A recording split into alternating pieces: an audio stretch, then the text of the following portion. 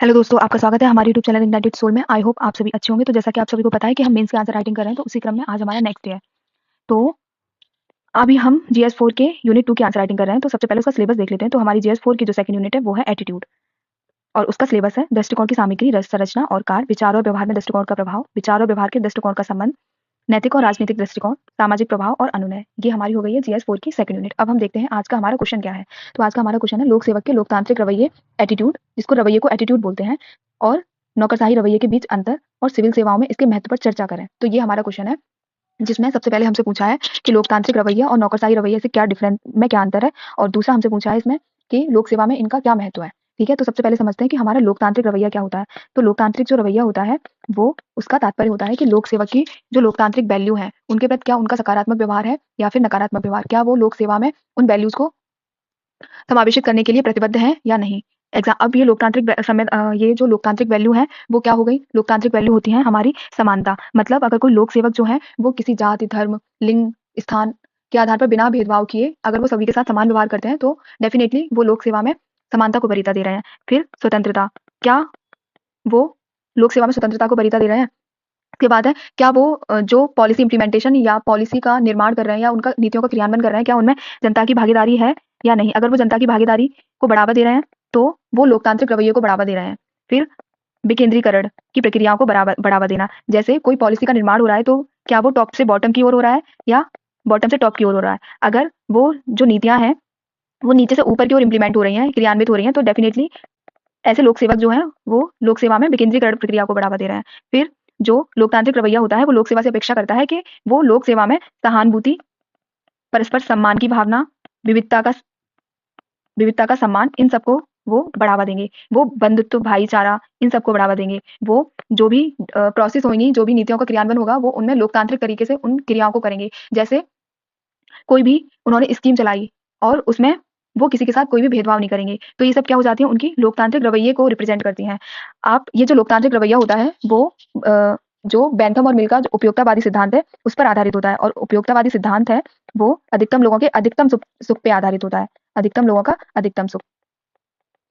ठीक है, तो इसको हम एग्जांपल से समझ सकते हैं, जैसे कि बहुत सारे प्रोजेक्ट चलते हैं, वहां से जो अड़ोस पड़ोस के लोग हैं उनको हमको रिहेबिलिटेट करना पड़ता है। तो इससे क्या होता है, जो वहाँ के जो लोग होते हैं उनको हालांकि थोड़ी परेशानी का सामना करना पड़ता है, थोड़ी नहीं बहुत सारी परेशानी का सामना करना पड़ता है। उनका रिहेबिलिटेशन कैसे होगा कैसे नहीं होगा, रोजगार की समस्या उत्पन्न होती है, उनके आवास की समस्या उत्पन्न होती है। लेकिन जो बहुत सारे लोग होते हैं उनके अलावा उनको रोजगार की उपलब्धता सुनिश्चित होती है। अगर कोई वाटर प्रोजेक्ट है तो उससे लोगों के लिए पानी की सुविधा उपलब्ध हो पाती है। अगर कोई वाटर प्रोजेक्ट है तो उससे बिजली की सुविधा भी उपलब्ध हो पाती है। तो इस तरीके से बहुत सारे लोगों का इससे बेनिफिट भी होता है और लोगों का नुकसान भी होता है। तो ये इस तरह ये जो सिद्धांत है, ये जो प्रोसेस है वो उपयोगितावादी सिद्धांत के अंतर्गत आएगी। ठीक है, तो ये हमने समझ लिया कि लोकतांत्रिक रवैया क्या है। अब हम समझते हैं कि नौकरशाही रवैया क्या है। तो नौकरशाही रवैया जो होता है वो, ये वाला जो मॉडल होता है नौकरशाही रवैया, जो लोक सेवक होते हैं उनकी नौकरशाही मूल्य, जैसे एग्जाम्पल के लिए आप समझ सकते हो कानून का नियम, क्या वो लोक सेवा में कानून के नियम को वरीयता दे रहे हैं।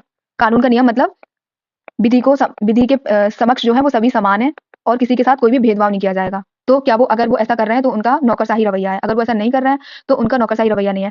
क्या वो प्रशासन में इफिशियंसी को बढ़ावा दे रहे हैं। क्या वो प्रशासन में क्या वो प्रशासन में ईमानदारी, पारदर्शिता, इन सारी वैल्यूज को बढ़ावा दे रहे हैं। अगर वो इन सारी वैल्यूज को कोई भी लोक सेवक बढ़ावा दे रहे हैं तो वो डेफिनेटली प्रशासन में एक नौकरशाही रवैये को बढ़ावा दे रहे हैं। इसमें क्या होता है नौकरशाही रवैये में, तो अप टू बॉटम अप्रोच होती है। मतलब जो सारी प्रक्रियाएं जो होती हैं, सारी जो नीतियां होती हैं वो ऊपर से नीचे की ओर लागू होती हैं। बेसिकली ये जो नौकरशाही जो रवैया होता है वो बेवर के मॉडल पे आधारित होता है, जिसमें हायरार्की को वरीयता दी जाती है, ऊपर से नीचे की ओर वरीयता दी जाती है। और इसमें क्या होता है, इस वाले रवैये में हम रिस्पॉन्सिबिलिटी को बढ़ावा देंगे। रिस्पॉन्सिबिलिटी मतलब जवाबदेहिता को इसमें वरीयता दी जाती है। इसमें जो कार्य प्रणाली होती है वो बहुत ही सहज और आसानी वाली होती है, क्योंकि ऊपर से नीचे की ओर जल्दी से जल्दी फाइलें चलती रहती हैं। तो इसकी वजह से क्या होता है, नीतियों का क्रियान्वयन इफेक्टिव रूप से हो पाता है। इसमें इफेक्टिव, इफिशियंसी और इकोनॉमी को वरीयता दी जाती है, जो हम 3E पढ़ते हैं, इफेक्टिव, इकोनॉमी, इफिशियंसी। हिंदी में इनको बोलते हैं मितव्यता, दक्षता और प्रभाविता। तो अगर कोई भी लोक सेवक जो है, अगर वो इन सारी चीजों को ध्यान में रखे किसी भी नीति का क्रियान्वयन कर रहे हैं या फिर लोक सेवा में इन सब वैल्यूज को बढ़ावा दे रहे हैं, तो डेफिनेटली वो लोक सेवा में एक नौकरशाही रवैये को बढ़ावा दे रहे हैं। ठीक है, तो अब हम समझते हैं कि सिविल सेवा में इनके महत्व। अब सिविल सेवा में इनका महत्व क्या है। तो सिविल सेवा में सबसे पहले तो अगर ये वैल्यूज होती हैं वो क्या करती हैं, प्रशासन को जन केंद्रित बनाती हैं।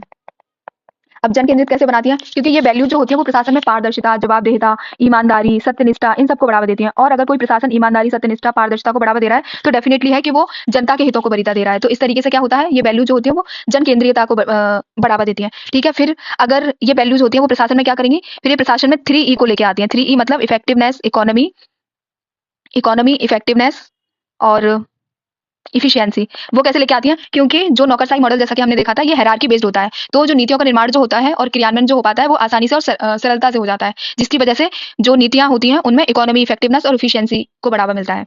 ठीक है, उसके बाद ये प्रशासन में क्या करती हैं, अगर ये वैल्यूज होती हैं वो प्रशासन, जो लोक सेवक होते हैं वो प्रशासन को साध्य समझते हैं, वो प्रशासन को टूल की तरह यूज नहीं करते।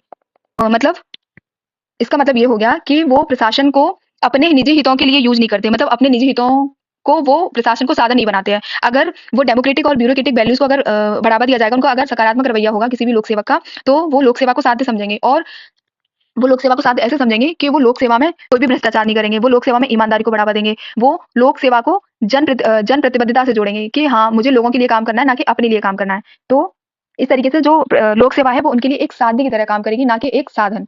ठीक है, फिर अगर ये दोनों वैल्यूज होंगी तो वो प्रशासन में लोक सेवकों में कर्तव्य की चेतना को जगाएंगी। अब वो कर्तव्य की चेतना मतलब जो लोक सेवक होंगे वो इन वैल्यूज से, अगर उनका सकारात्मक रवैया होगा इन वैल्यूज के प्रति, तो वो लोक सेवा को अपना एक कर्तव्य समझेंगे और फिर वो लोक सेवा में वो जनता के प्रति प्रतिबद्ध रहेंगे। वो अपने हितों को वरीयता नहीं देंगे, वो ना तो प्रशासन में भ्रष्टाचार करेंगे, वो नीतियों का क्रियान्वयन करने में वो पब्लिक पार्टिसिपेशन को बढ़ावा देंगे। एग्जाम्पल के लिए सिटीजन चार्टर को लागू करवाएंगे, वो 360 फीडबैक लेके आएंगे, वो ऑनलाइन रीएड्रेसल मैकेनिज्म डेवलप करवाएंगे ताकि जो जनता है उनसे उनका कनेक्ट हो पाए और जनता की समस्याओं को सुना जा सके। वो जैसे आपने देखा होगा कई बार बहुत सारे जो आईएएस अफसर होते हैं, वो नेता होते हैं, लोक सेवक होते हैं, वो अपने यहाँ कार्यक्रम चलवाते हैं कि जनता दरबार लगाए, तो वो इस तरह की कार्रवाइयां करेंगे। ठीक है, और अगर ये सारी वैल्यूज होंगी तो क्या करेंगे, प्रशासन में आप सहानुभूति रखोगे, सहानुभूति होगी प्रशासन में, फिर लोगों के प्रति करुणा होगा, तो उससे क्या होगा, इससे जो सामाजिक न्याय की सुनिश्चितता होगी। एग्जाम्पल के लिए आप समझिए कि जैसे कि कोई व्यक्ति है जिसके पास राशन कार्ड, उसको बहुत गरीब व्यक्ति है लेकिन उसके पास राशन कार्ड या फिर कोई भी अवेलेबल डॉक्यूमेंट नहीं है, तो आप में अगर डेमोक्रेटिक अगर वैल्यूज हैं, अगर आप डेमोक्रेटिक वैल्यूज के प्रति अगर आप सकारात्मक रवैया रख रहे हो तो आप उसके प्रति सहानुभूति दिखाओगे और उसकी आप हर संभव रूप से सहायता करोगे। तो ये इन दोनों वैल्यूज से लोक सेवक को, लोक प्रशासन को ये फायदा होता है, ये महत्व है इन सब वैल्यूज का। ठीक है, अब तक हमने महत्व को समझा, लेकिन इसका एक दूसरा एस्पेक्ट भी है जिसमें जो केवल ओनली अगर डेमोक्रेटिक वैल्यूज के प्रति अगर किसी भी लोक सेवक का सकारात्मक रवैया है लोकतांत्रिक मूल के प्रति, तो उसका भी नुकसान है, और केवल अगर किसी लोक सेवक का अगर नौकरशाही रवैया है तो उसका भी एक नुकसान है, उसके भी नुकसान है। तो जैसे कि अगर नौकरशाही रवैया है तो वो क्या करता, कोई भी लोक सेवक जो होता है वो हायरार्की को बढ़ावा देता है, इसमें टॉप टू बॉटम अप्रोच को अपनाया जाता है, लेकिन अभी हमें जनता के हितों को वरीयता देने के लिए हमें बॉटम टू टॉप अप्रोच को अपनाना है। ठीक है, और इसमें क्या होता है, हायरार्की को वरीयता दी जाती है तो इसमें लोगों की बातों को नहीं सुना जाता है, नीचे क्या चल रहा है क्या नहीं, तो ये यहाँ पे दिक्कत आती है।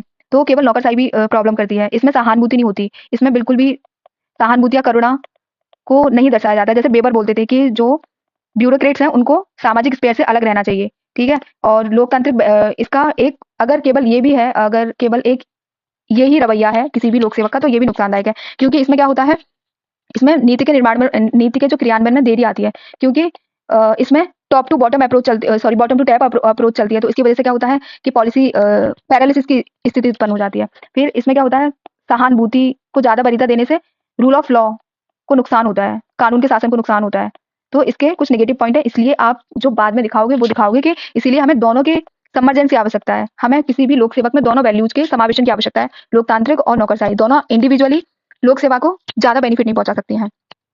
ठीक है, तो आज के लिए बस इतना ही, और अगर आपको ये चीजें इनिशिएटिव पसंद आ रहा है तो आप हमारे चैनल को लाइक कर सकते हैं और सब्सक्राइब कर सकते हैं, और तो आज के लिए बस इतना ही। Thank you very much.